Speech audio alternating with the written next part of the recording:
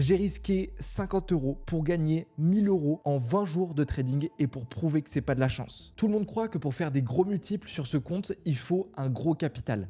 Alors que le plus important, c'est juste avoir les bonnes stratégies. Je vais donc vous expliquer comment j'ai fait pour avoir ces résultats et surtout vous montrer que malgré tout ce que les gourous vous disent, si vous avez en trading une approche simple, que vous tradez un seul pattern, un seul actif, une seule time frame, tout le monde peut réussir à gagner de l'argent en trading, même en partant avec très peu. Ok, alors combien je suis venu risquer sur chacun de mes trades, quels ont été mes lots et quels ont été mes targets? La gestion du risque, lorsque vous avez un petit compte, c'est vraiment le plus important. Et vous avez beau avoir la meilleure stratégie de trading, celle qui sort directement des sous-sols de BlackRock, que vous avez acheté des centaines de milliers d'euros, si vous avez une gestion du risque comme ce qu'on vous apprend sur Internet, pour un petit compte de trading, vous n'y arriverez jamais. Déjà, et ça va vous choquer, mon risk-reward sur chacune de mes positions était entre 0,8 et 1 maximum. C'est-à-dire que sur chaque trade, je suis venu risquer 1% pour gagner 1%. À chaque fois, je gagnais maximum une fois mon risque. La plupart de mes trades ressemblaient donc à quelque chose comme ça. Vous avez vu, pour ceux qui ne savent pas ce que c'est que le risk-reward, lorsque vous simulez un trade, vous voyez ici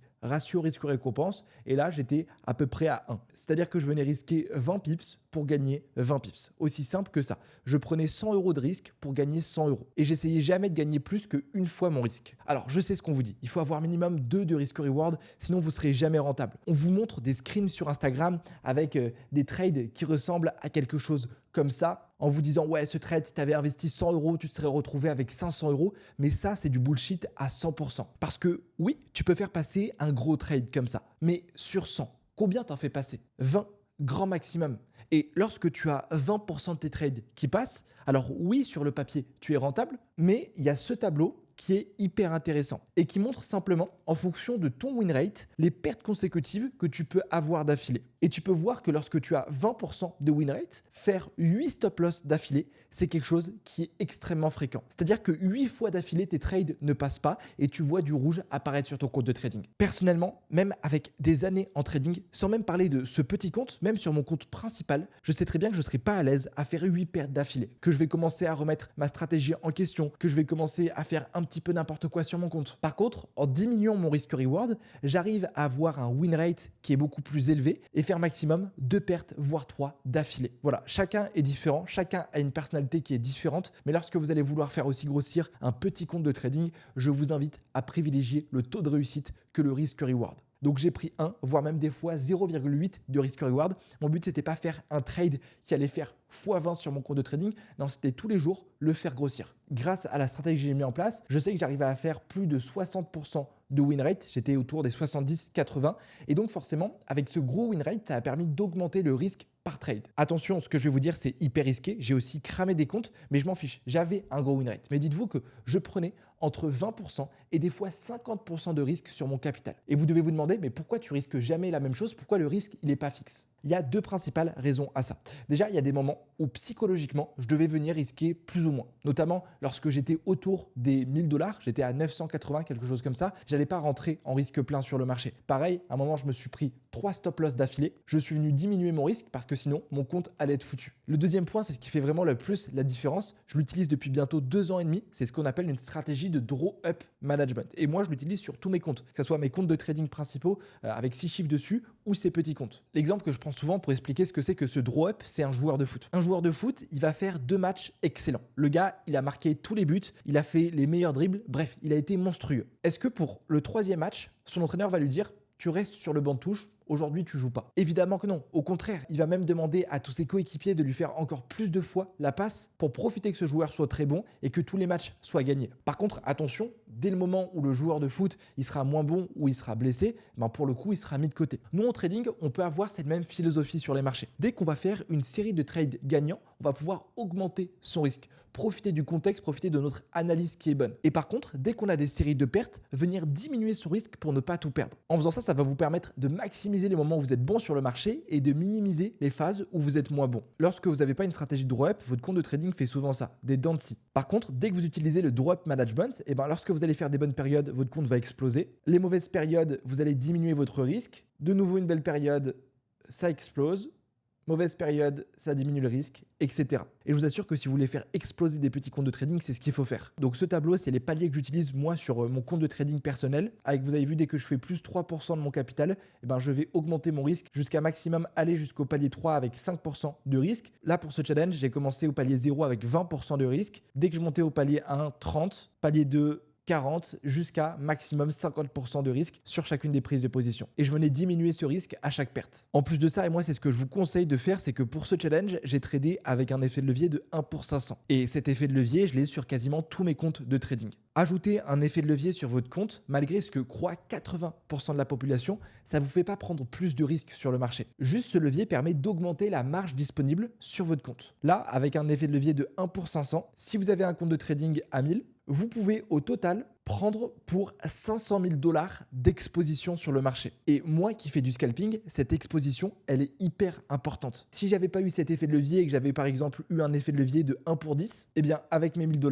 j'aurais pu simplement risquer 10 000 $ sur un trade. En gros, c'est-à-dire que vous prenez un trade avec un risque de 20% et c'est tout. Bref, vous avez plus de marge ensuite. L'effet de levier, il faut vraiment le voir comme une boisson énergisante. Une boisson énergisante, c'est quelque chose qui va vous booster. Mais si vous êtes mauvais en sport, que vous entraînez pas naturellement, que vous preniez une boisson énergisante ou pas, ça va changer en rien à vos performances. Maintenant, si vous faites déjà du sport, que vous maîtrisez déjà ce que vous faites, prendre une boisson énergisante, ça va vous permettre de booster vos résultats. Le levier, si vous maîtrisez votre money management, c'est pas quelque chose de dangereux, c'est quelque chose qui va booster vos résultats. Et lorsqu'on veut faire grossir un petit compte, c'est obligatoire. Ensuite, il y a le type de trading. Lorsque vous êtes trader, vous avez 3 gros choix. Soit vous faites ce qu'on appelle du swing trading, c'est-à-dire que vous vous mettez sur des gros intervalles de temps, comme du 4 heures, comme du daily. Donc, c'est des intervalles de temps. Vous allez prendre ce qu'on appelle des swings, des grosses positions qui vont mettre peut-être un mois, voire un jour à se valider. Soit vous pouvez faire ce qu'on appelle du day trading, c'est se mettre sur du 1 heure, voire même du 30 minutes. C'est prendre un trade le matin, le clôturer dans la journée et que la prise de position dure quelques heures. Et puis, il y a le scalping. Donc le scalping, c'est lorsque vous vous mettez sur du 5 minutes, du 1 minute ou même des plus petits intervalles de temps. Moi, je fais que du scalping. Et pour moi, si vous voulez faire grossir un petit compte, c'est la stratégie que vous devez avoir. Il y en a beaucoup qui vous parlent du swing trading comme une méthode révolutionnaire. Ils vous font croire qu'il vous suffit de prendre un trade par semaine et ensuite, vous avez votre trade qui court, vous avez juste à le gérer un petit peu, mais la vie est belle, vous pouvez vous reposer. Sauf que ce qu'ils vous disent pas, c'est que pour réussir en swing trading, il faut vraiment avoir minimum un compte de trading à 10 000 $. Mais c'est vraiment le minimum. Parce que lorsque vous faites du swing trading, donc vous essayez d'avoir en gros ce genre de mouvement. Et pour avoir ce genre de mouvement, tu dois avoir des stop loss de 300, 400 pips. Si tu veux avoir un bon money management, avec 50 $ sur un trade, tu n'y arriveras jamais. En plus de ça, en swing trading, vous avez des frais par trade qui explosent, notamment le swap. C'est le frais que vous allez avoir quand un trade dure 24 heures. Et ce petit frais de swap que vous prenez tous les jours, chaque clôture daily, même si c'est quelques euros, lorsqu'on commence, ça a un gros impact sur sa rentabilité. Et ensuite, forcément, vu que tu vas chercher des gros mouvements, tu peux prendre que 1, voire maximum 2 trades par semaine. Donc avec 2 trades par semaine, ça va être compliqué d'aller chercher des gros multiples. Le day trading, c'est pas mal, mais ça demande d'être tout le temps connecté sur ces graphiques de 8h à 18h. Et personnellement, moi, j'adore faire du trading,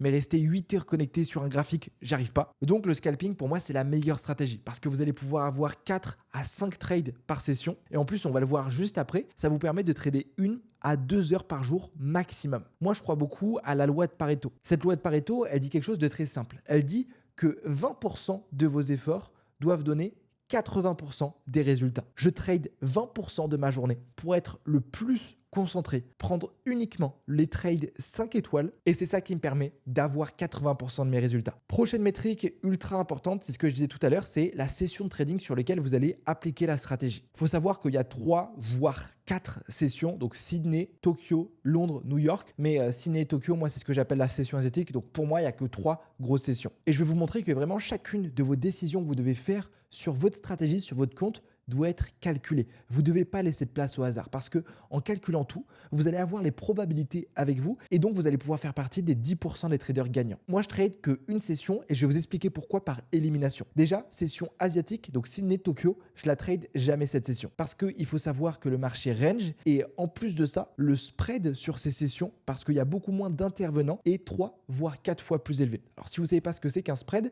c'est tout simplement la commission que prend le broker. Si vous rentrez par exemple sur le Bitcoin en achat à 100 000 $, c'est-à-dire que le prix affiché sur votre broker sur TradingView, c'est 100 000 $. En réalité, vous n'allez jamais être exécuté à 100 000 $. Vous allez être exécuté peut-être à 100 016 $.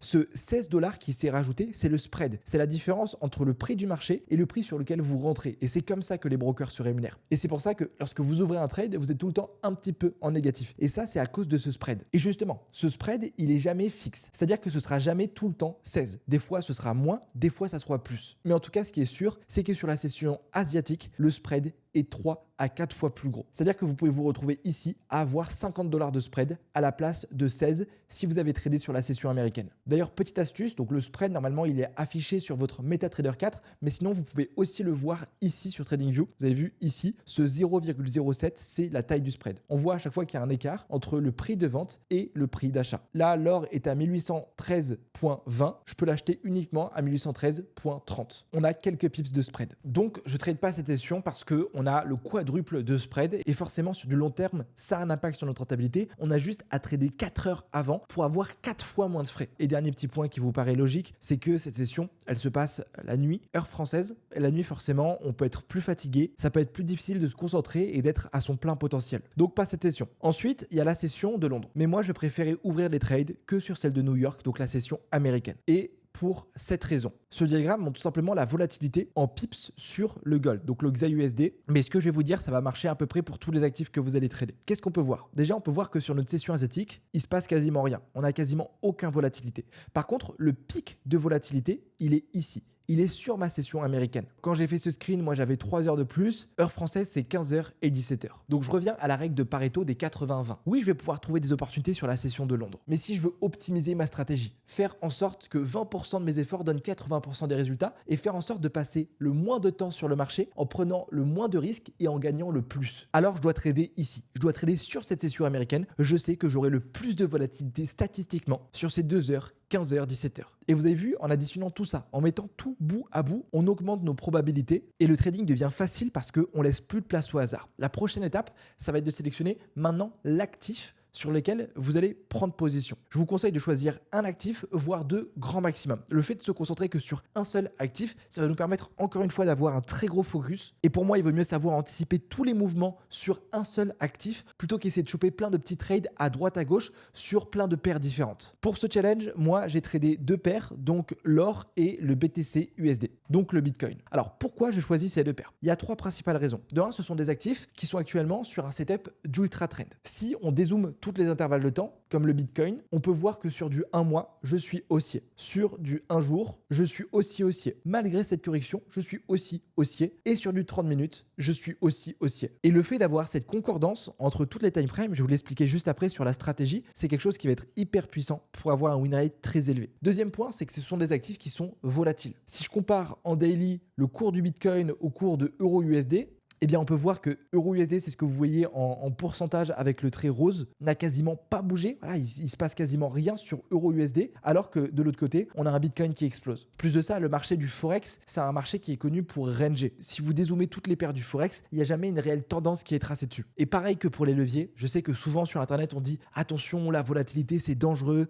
tu peux risquer de tout perdre, il faut aller sur des marchés plus calmes pour vraiment être tranquille. » Mais tous ceux qui vous disent ça, ce sont des guignols. La volatilité, quand vous la maîtrisez, c'est ce qui vous fera gagner le plus d'argent. Et enfin, le troisième point, c'est ce que je vous disais juste avant, c'est les frais. Donc les spreads, spécialement lorsqu'on est sur l'or, alors qu'il est ultra volatile, a des spreads qui sont plutôt bas. Et je vous dis ça parce que souvent, si vous décidez de trader des actifs volatiles, comme des paires qui sont beaucoup plus exotiques, comme par exemple le pesos mexicain contre le yen japonais, donc un actif vraiment ultra exotique qui est très peu tradé. Alors oui, lorsque on voit le marché, on peut voir que c'est ultra volatile. Là, rien que hier, il y a eu un rebond de 5% sur le Forex. Mais par contre, regardez juste là-haut, c'est ce que je vous disais avant, le spread est ultra élevé. C'est-à-dire que vos frais sur chacun de vos trades, pour le coup, sont 10 fois plus élevés que si vous tradez pas un actif volatile. Donc, c'est finalement même pas rentable. Et les trades que je vais prendre, c'est quasiment tous les mêmes. Donc, celui-ci, j'ai pas été déclenché. Celui-ci, c'est tout le temps la même chose. Je les prends tout le temps sur la session américaine, donc 15h, 17h, que sur l'or, que sur le Bitcoin. Et je trade tout le temps la même pattern, tout le temps la même unité de temps du 5 minutes avec uniquement la même zone. Vous allez voir que quand vous allez mettre votre focus uniquement à un seul endroit, si vous répétez tout le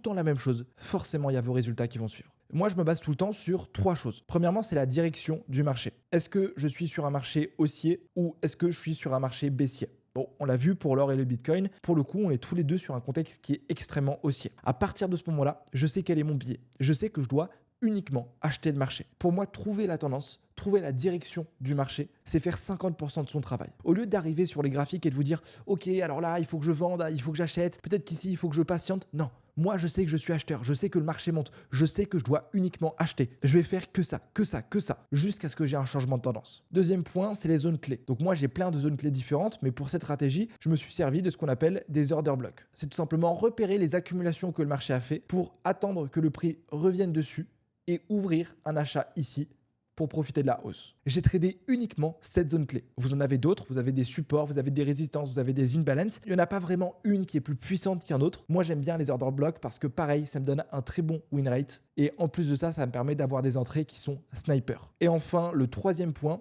c'est mes objectifs. Donc, quels sont mes objectifs? Quelles sont mes invalidations sur chaque scénario? Dans ces objectifs, je vais aussi inclure les zones de liquidité, comme les sessions asiatiques, dont je me suis vachement servi. Pour ceux qui ne savent pas, en fait, comment je trade, moi, les sessions asiatiques, la session asiatique, elle a une grosse particularité, c'est que 80% du temps, lorsque le marché va venir liquider le haut de cette session, il va ensuite venir chercher le bas de cette session. C'est ce qui s'est passé ici. Là, vous avez vu, le prix a commencé par pousser, liquider le haut de ma session. Et ensuite, comme vous pouvez voir, on est venu chercher le bas de ma session. Et tout le temps, il se passe ça. On vient liquider le haut, puis on va liquider le bas. Si on liquide le bas, on va liquider le haut. Et ça me permet d'avoir un biais qui est complètement différent et de comprendre ce que le prix veut faire. Je prends l'exemple d'ici. J'avais un target qui était beaucoup plus haut parce qu'on avait une belle zone. Juste ici, j'ai mon premier order block. Je suis en tendance, je suis sur ma session américaine. J'ai des frais qui sont petits. Toutes les étoiles sont alignées. Je rentre sur le trade.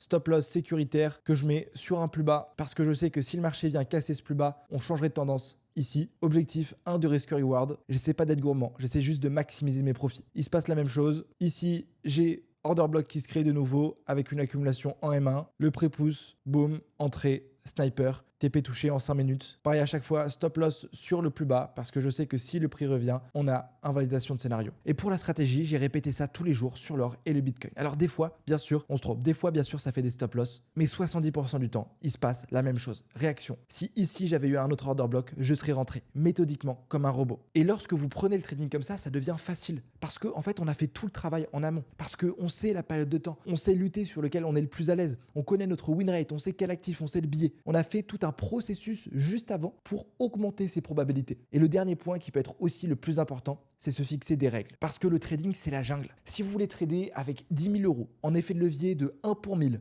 en slip à 3 heures du matin, vous pouvez le faire. Et personne ne va vous en empêcher. En ayant des règles, vous vous fixez un cadre que vous devez respecter. Moi, par exemple, mes règles, c'est que je trade que entre 15h et 17h. Je n'ouvrirai pas un autre trade avant et je fais exprès de ne pas me connecter sur mes graphiques avant. Ensuite, j'ouvre un trade que sur l'or et pour le challenge, j'ai mis le Bitcoin. Je fais maximum 3 trades par jour. Au bout de 2 take profit, je termine ma journée. Si je fais un stop loss, je fais une pause de 30 minutes et 2 stop loss, je stoppe ma journée. Et le lundi et le vendredi, que le trade soit gagnant ou perdant, je prends que un trade. Ce que je fais aussi, c'est que tous les dimanches, je relis mes prises de position pour voir ce que j'ai fait. Alors des fois, forcément, on se dit « Ah, mais si j'avais tradé là, j'aurais gagné plus d'argent. » Quoi qu'il arrive, qu'il pleuve, qu'il neige, qu'il vente, je respecte ces règles. Je m'en fiche. Alors, est-ce que j'aurais gagné plus d'argent si j'avais tradé une heure avant? Est-ce que j'aurais eu des meilleurs résultats si j'avais tradé la session de Londres le lundi ou que j'avais ouvert 2 trades le vendredi? Peut-être. À vrai dire, j'en ai aucune idée. Mais dans tous les cas, tous les jours, il y a des trades. Tous les jours, on a des opportunités, les amis. Les marchés sont ouverts depuis des siècles et ils sont pas prêts de fermer. Donc, si je rate une opportunité, c'est pas grave. Demain, il y aura un autre trade. Si demain, je rate un autre trade, après-demain, il y aura un autre trade. Bref, on a toute la vie. Le dernier point qui va vraiment vous faire passer à un autre niveau, c'est le fait de garder sa méthode la plus facile que possible. De répéter sans arrêt le même truc, la même pattern, les mêmes zones que vous tradez tout le temps, la même entrée, les mêmes actifs que vous tradez, tout en gardant ça aussi simple que possible. Moi, j'ai des stratégies qui pourtant me rapportent des milliers d'euros chaque mois. Un enfant de 8 ans, je peux lui expliquer en 30 minutes. Parce que plus votre stratégie va être simple, moins vous avez de chances de laisser place au hasard. Et plus ça peut vous permettre d'avoir une fluidité et de faire x10 sur vos comptes de trading. Ce genre de challenge, c'est évidemment ultra risqué. Moi, c'est ce que je faisais beaucoup à mes débuts lorsque j'avais encore un petit capital. C'est pas ici que vous allez gagner le plus d'argent, mais c'est parfait pour tester vos limites et vous renforcer. Votre seul objectif, c'est répéter la stratégie. Adaptez votre risque. Mais si vous faites la même chose, que vous tradez tout le temps le même pattern, je vois pas pourquoi vous réussirez pas. Je peux vous garantir que vous allez avoir des résultats. Alors oui, il y aura des stop loss, on l'a vu sur le tableau. Les stop loss font partie du jeu. Oui, il y aura aussi des grosses séries take profit, mais pareil, on ne s'enflamme pas. On n'est pas devenu le loup de Wall Street. Mais en appliquant systématiquement la même chose, vous allez réussir. C'est le fait d'avoir fait tout le travail en amont, de l'analyse de la tendance, du style de trading que vous voulez, de la paire que vous voulez, que vous augmentez vos probas. Et c'est pas pour rien que ceux qui font du poker sont très très bons en trading et que les traders sont aussi bons au poker, car ils ont compris que c'était juste des statistiques. Pour ce challenge, moi, j'étais pas focus à transformer 50 en 1000. J'étais pas focus à gagner de l'argent comme sur mes comptes de trading. Non, j'étais focus à avoir les probas avec moi, à prendre les meilleurs setups simplement. Et vraiment, le dernier point que moi, j'ai négligé au début, c'est continuer à s'entraîner sur sa stratégie tous les jours. Essayer d'apprendre, de documenter tout, toujours essayer d'être en croissance, de faire mieux. Vous connaissez ma devise, c'est plus 1% par jour. Si jamais vous voulez aller plus loin en trading et puis avoir accès à tous mes trades, toutes mes prises de position en direct, je vous invite à cliquer sur le premier lien juste en bas pour rejoindre mon groupe privé. Sur ce les amis, on se dit rendez-vous pour la prochaine vidéo. Vérifiez que vous êtes bien abonné. Dites-moi ce que vous en avez pensé de ce format beaucoup plus tranquille, sans gros montage. Et puis je vous souhaite un très bon trading à tous. C'était Casper. Ciao.